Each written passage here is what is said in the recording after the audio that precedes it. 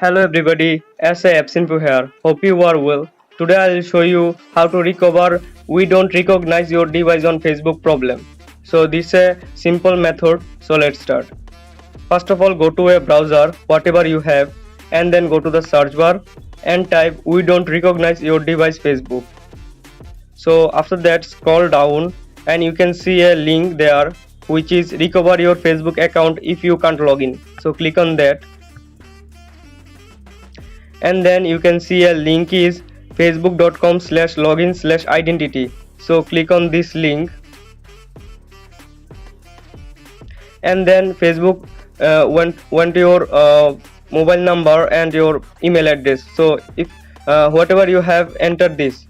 So and then Facebook will send you a email link on your Gmail app or whatever email you used. So after that, go to your mailbox and then you can see Facebook will send you a secret link and then click on that and your account will be restored.